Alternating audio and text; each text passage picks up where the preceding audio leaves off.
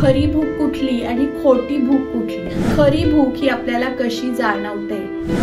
भूक म्हणजे आजार नाही. गोष्ट ही कितीही लॉजिकल वाटत असली तरी इतक्या वर्षांच्या माझ्या समजुतीला ती प्रचंड धक्का देणारी होती. प्रत्येक वेळी लॉजिकल वाटणारी गोष्ट ही ॲक्युरेट असतेच असं नाही. पचन संस्था योग्य असणाऱ्या लोकांमध्ये हा जो from burning sugar to burning fat हा स्विच ओव्हर हा अगदी सहजपणे स्विफ्टली होत असतो. मग या खरी भूक आणि खोटी भूक ही कशी ओळखायची?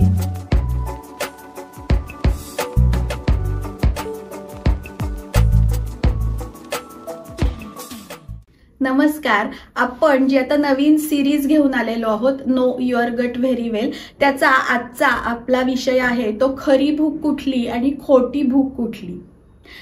जे सध्या वेट लॉस किंवा वेट गेनच्या जर्नीवर आहेत त्यांच्यासाठी तर हा अगदी हॉट टॉपिक आहे.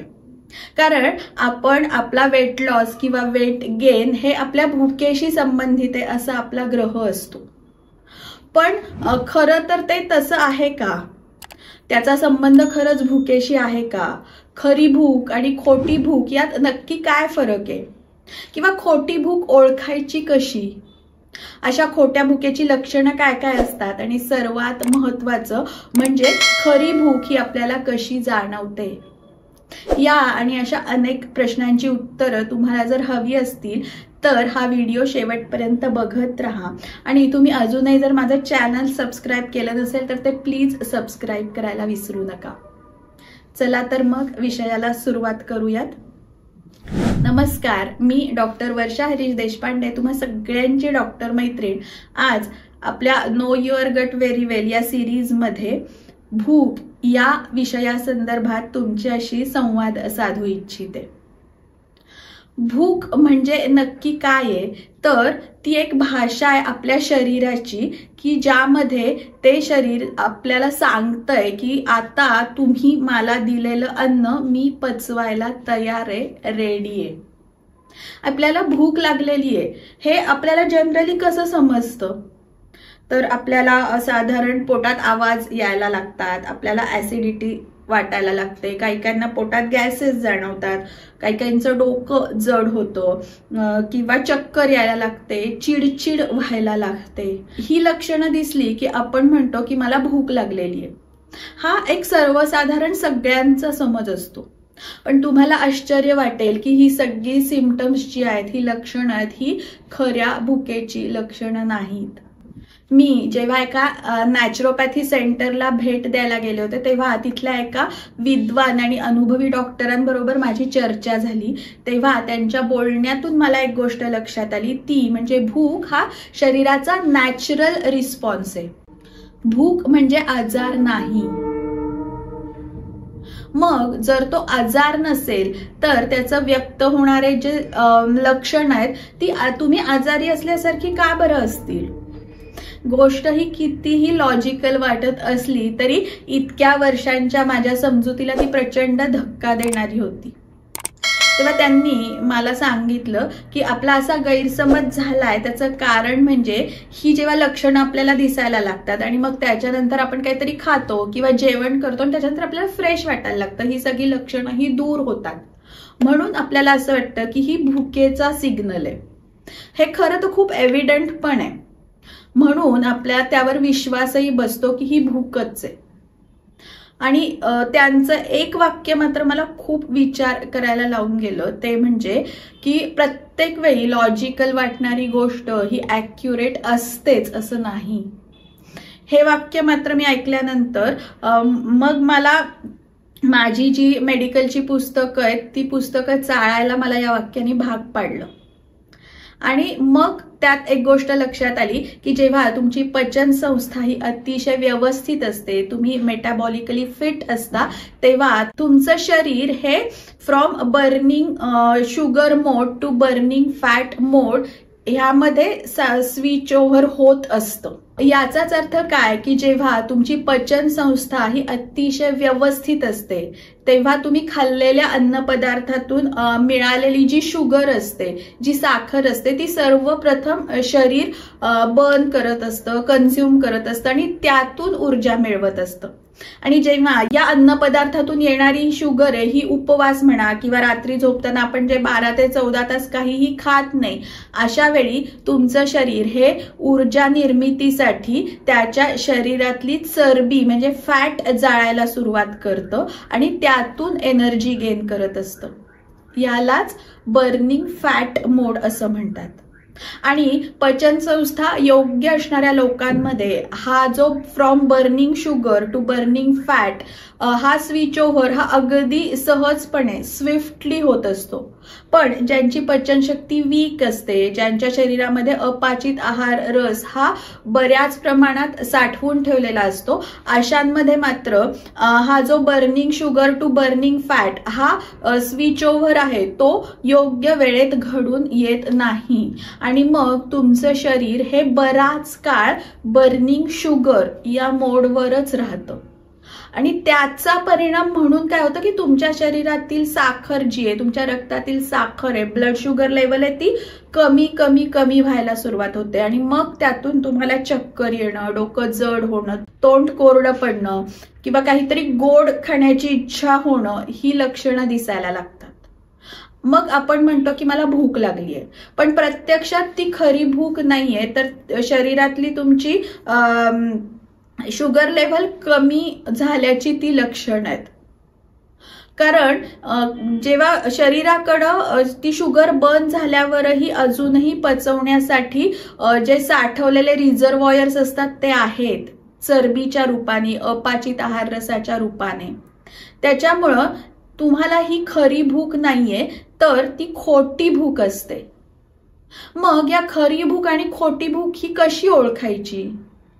तर खोटी भूक ही अचानक लागते, म्हणजे ती सडनली आपल्याला काहीतरी लक्षणं दाखवायला लागते आणि लगेचच्या लगेच आपण काहीतरी खाल्लं की ती लगेच मिटते सुद्धा. आणि अशी ही खोटी भूक ही आपल्याला त्यावेळेला हेच खायला मिळायला पाहिजे, तेच खायला मिळायला पाहिजे, अशी क्रेविंग सुद्धा आपल्याला त्या काळामध्ये उत्पन्न करत असते. बऱ्याच वेळा आपण टीव्हीवरची ऍड बघून किंवा खूप वेळ झाला मी काही खाल्लेलं नाहीये किंवा माझी वेळ झालीये खाण्याची म्हणून आपण खात असतो. पण आपण त्यावेळेला जर त्याच्याकडे दुर्लक्ष केलं किंवा थोडंसं काहीतरी आपण खाल्लं तर ही भूक मात्र लगेच शांत होते, लगेच थांबते. पण खरी भूक जी असते ती मात्र अशी अचानक लागत नाही किंवा मला हेच खायला हवंय, तेच खायला हवंय असे कुठलेही कंपल्शन्स त्या खऱ्या भुकेमध्ये आपल्याला दिसत नाही. त्यावेळेला आपण जे काही खाऊ ते आपल्याला अतिशय चविष्ट लागतं आणि सगळ्यात महत्त्वाचं म्हणजे खरी भूक आणि तहान ही तुम्ही दुर्लक्ष केलंय म्हणून किंवा अतिशय काहीतरी कमी खाऊन शांत होत नाही. त्यावेळेला शरीराला जेवढ्या न्यूट्रिशनची गरज असते तेवढं न्यूट्रिशन शरीराला मिळाल्यानंतरच ती शांत होते. मग अशी ही खोटी भूक लागण्याची कारणं नक्की काय काय असू शकतात? तर सगळ्यात पहिलं कारण म्हणजे जेव्हा तुम्ही जास्त प्रमाणात म्हणजे तुमच्या जठरापेक्षाही जास्त प्रमाणामध्ये अन्न जेव्हा घेता तेव्हा तुमचं जठर हे त्याच्या रेग्युलर साईजपेक्षा ताणलं जातं आणि मग ते अन्नपदार्थ पचवण्यासाठी तुमच्या शरीरामध्ये किंवा तुमच्या पोटामध्ये जास्त प्रमाणामध्ये ऍसिड यायला सुरुवात होते. आणि हे जास्त प्रमाणात आलेलं जे ऍसिड आहे ते तुमचं गट लायनिंगला खूप इरिटेट करतं.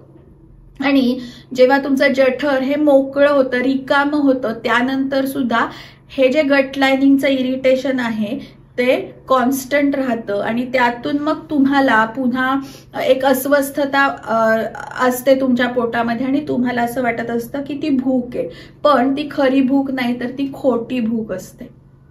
दुसरं महत्त्वाचं कारण म्हणजे तुम्ही जर अन्नपदार्थ नीट चावून खाल्ले नाहीत तर असे अन्नपदार्थ सुद्धा पुन्हा जेव्हा पोटात जातात तेव्हा ते तुम्हाला खोटी भूक निर्माण करतात. कारण तुमचा जो लालास्त्राव असतो किंवा त्याच्यामध्ये तुमच्या अन्नपदार्थांमध्ये तुम्ही जेव्हा ते चावून चावून खाता तेव्हा जी लाळ मिसळत असते, तर त्या तिथपासूनच तुमच्या अन्नाचं पचन व्हायला सुरुवात झालेली नसते.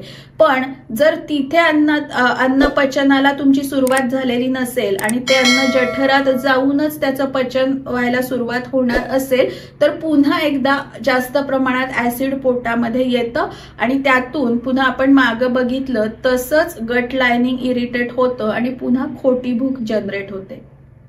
तिसरं महत्वाचं कारण म्हणजे जेव्हा आपण खूप पॅक फूड खातो, प्रिझर्वेटिव्ह असलेलं अन्न खातो, जंक फूड खातो, तेव्हा आपल्या जो गट मायक्रोबियल फ्लोरा असतो की जे आपण मागच्या काही व्हिडिओजमध्ये बघतोय, तर त्यामध्ये तुमच्या शरीराला आवश्यक आणि अनावश्यक असे दोन्ही प्रकारचे बॅक्टेरियाज असतात. पण या प्रिझर्वेटिव्ह घातलेल्या अन्नामधून आपल्या शरीराला अनावश्यक असेच बॅक्टेरियाज वाढतात आणि ते तुमच्या ब्रेनला सिग्नल देतात की सतत क्रेव्हिंग्स निर्माण करत राहतात आणि त्यातून ही खोटी भूक जनरेट होत असते. याचाच अर्थ तुम्ही तुमच्या भुकेपेक्षा थोडंसं कमी अन्न खाल्लं पाहिजे. अगदी पोटाला तडस लागेल इतकं जेवण हे तुमचं नसलं पाहिजे. किंवा खूप चावून चावून जर तुम्ही व्यवस्थित जेवण केलं तर तुम्हाला खोटी भुकेचं प्रमाण हे आपोआप कमी व्हायला मदत होईल. ही आपण जर काही पथ्य पाळली तर तुम्हाला निश्चितपणे या खोट्या भुकेचं प्रमाण हे कमी झालेलं जाणवेल. मग आता ही खरी भूक जी आहे ती नक्की कशी ओळखायची, हाच प्रश्न मी जेव्हा त्या सरांना विचारला तेव्हा त्यांनी मला असं उत्तर दिलं की खरी भूक ही तुमच्या इथे थ्रोटच्या मागे, घशाच्या मागे तुम्हाला एक वेगळ्या प्रकारचं सेन्सेशन निर्माण होतं. तुमच्या तोंडामध्ये लाळ यायला सुरुवात होते, तुमची जीभ, तुमचा गळा, तुमचा घसा हा पूर्ण ओला होतो. मग त्यावेळेला तुम्हाला चक्कर येणं किंवा तुमची चिडचिड होणं या प्रकारची कुठलीही लक्षणं नसतात. उलट जेव्हा तुमची शुगर डाऊन होत असते तेव्हा, म्हणजेच काय की जेव्हा तुमची खोटी भूक तुम्हाला लागलेली असते तेव्हा मात्र तुमचं तोंड किंवा जीभ हे अतिशय कोरडं पडलेलं असतं किंवा आपल्याला काहीतरी लगेचच गोड खाण्याची इच्छा असते, तर तेव्हा मात्र ती खरी भूक नसते. पण जेव्हा आपल्याला खरी भूक लागलेली असते तेव्हा आपल्यालाही हे लक्षण आपण बऱ्याच वेळा अनुभवलंय की तोंडामध्ये लाळ यायला सुरुवात होते. जेव्हा ही लक्षणं आपल्याला दिसतील तेव्हा ती खऱ्या भुकेची लक्षणं आहेत.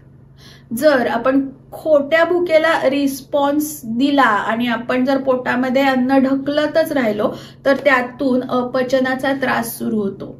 आणि मग आपण मागच्या काही भागांमध्ये बघितलं की अपचन हेच सर्व रोगांचं मूळ कारण आहे आणि मग त्यातून अनेक रोगांची उत्पत्ती होऊ शकते. तेव्हा आजचा हा खऱ्या आणि खोट्या भुकेसंबंधीचा व्हिडिओ तुम्हाला कसा वाटला ते मला नक्की कमेंट करून कळवा. थँक्यू.